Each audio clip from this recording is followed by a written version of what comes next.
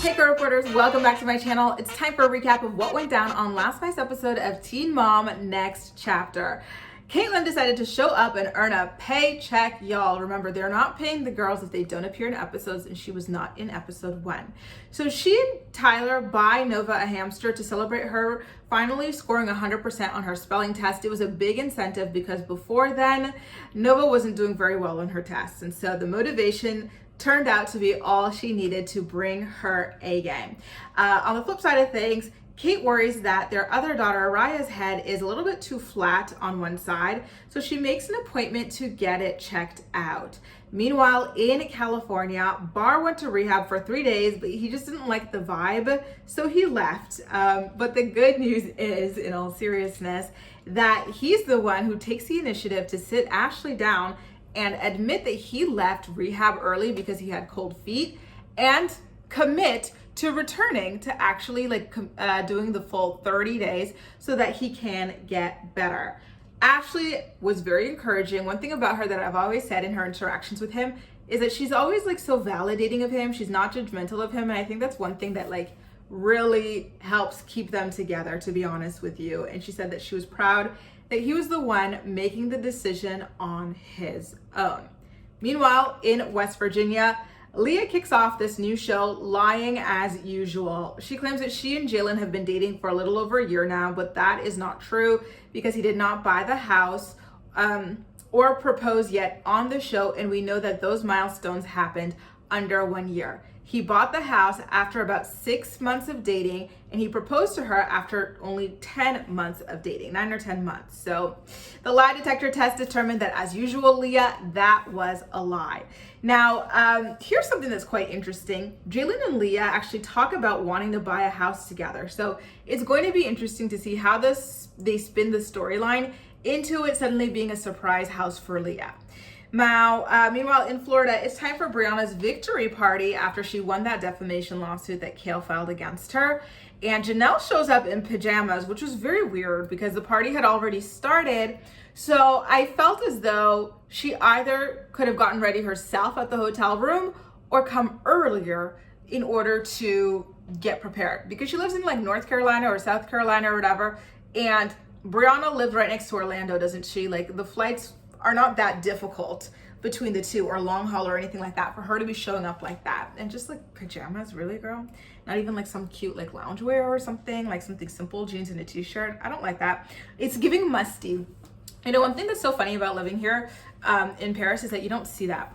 When I went back to Canada for the last time, May, June, and I went to the movie theater with my sister and my nephew, the amount of people that showed up to the movie theater in pajamas, full-blown pajamas and blankets from their house. I was like, oh my God, that's something you don't see here. It's a reverse culture shock. That used to be oh, passing, whatever. But now it's are you sure? Are you serious? Are you going to sleep in those same pajamas after they touch outside?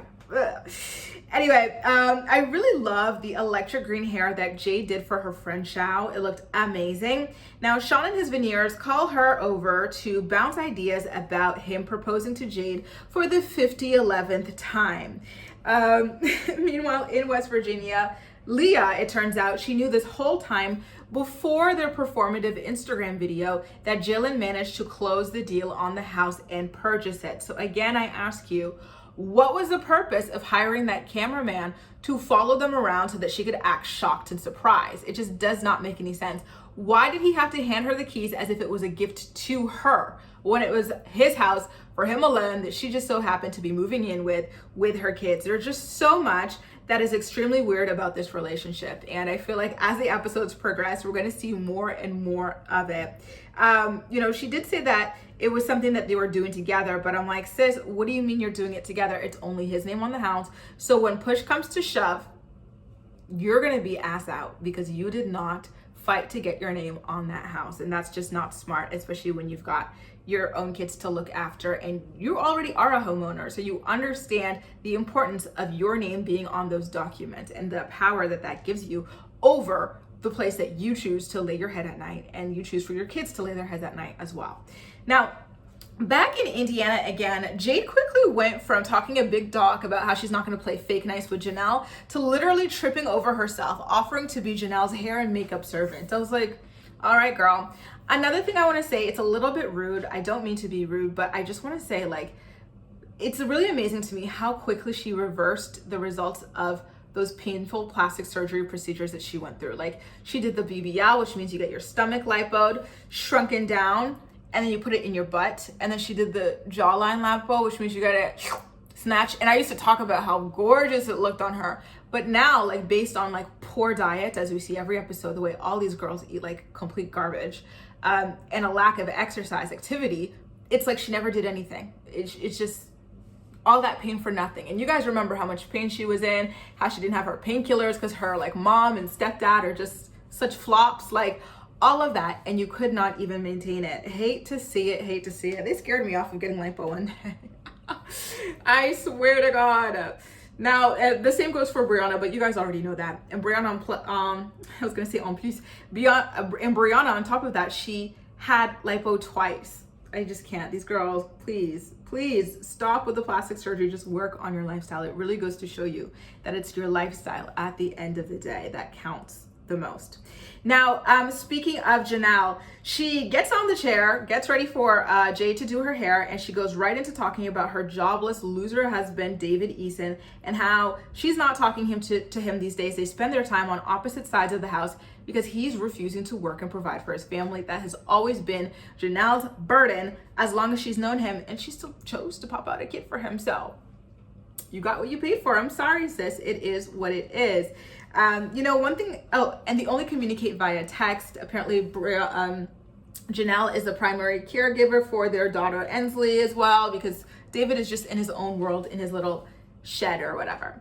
It's just so funny to me. I have to point out how someone like David, like a complete and utter loser who contributes literally zero to, his country, can sit online all the time spouting all kinds of racist garbage while people of color are out there like getting educated. They are out there like building businesses, like working and contributing so much. It's just so funny and ironic to me. How embarrassing. Now, it's kind of crazy how the green in Chow's hair really quickly like faded. I went from being like, oh wow, like she reminds me of Kylie Jenner's King Kylie era to being like, sis, what happened here? But I digress. So she and Sean go ring shopping, and this time they choose something a lot more elegant and timeless. I love the pear-shaped ring. Oh, my ideal is like one of my ideals, pear-shaped ring with the two trapezoid baguettes on the either end. Chef's kiss. I love that. I think they made a really good choice. But I was wondering how Sean managed to save money for a 2-carat diamond, because yes, he does the show and there's money in that, but he also does crack, and crack is whack. Not only whack, but expensive. So I was kind of curious how he managed to scrape that together, but congratulations to him nonetheless. It really goes to show that this 5th engagement truly is important to him.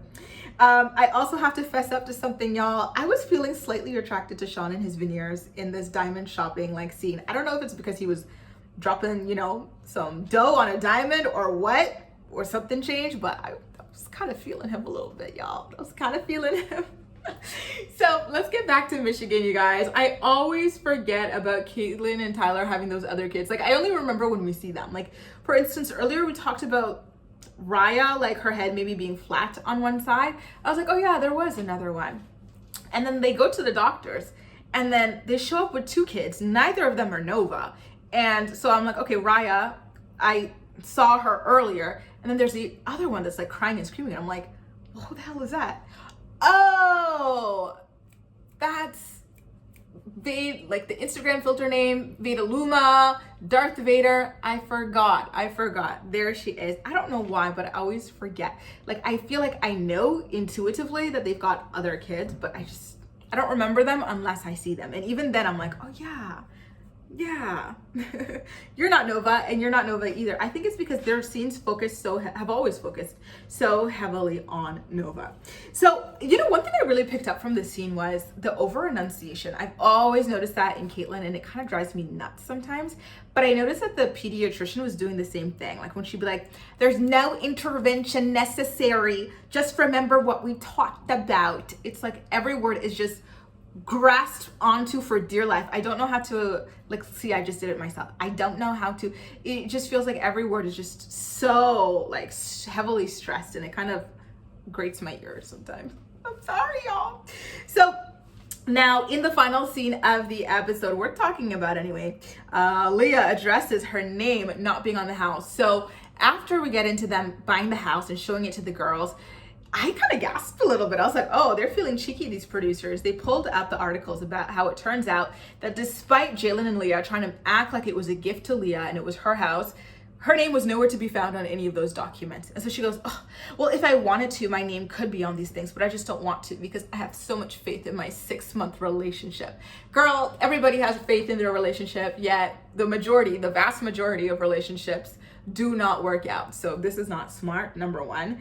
And number two, it still does not explain why you guys decided to perpetuate a lie on social media. The lie was that he bought that house for you. So let's get into that. Let's talk about it. Let's deconstruct it. Let's talk about the motivation. Let's talk about why, and let's talk about how much that cameraman was paid to follow you over there to keep up the charade. Guys, I'm telling you, Leah is a weirdo. I'm sorry, Leah fans, but she's a bit of a weirdo. So it just doesn't make any sense why she would do this at her big old age, but I digress. Anyway, you guys, that does it. A recap of what went down on episode 2 of Teen Mom Next Chapter. As usual, I am way more excited to hear what you have to say about everything. So please make sure to leave all of your thoughts and opinions in the comment section down below, and we're gonna chat. That's all for now. Thank you so much for watching, and I'll see you next time.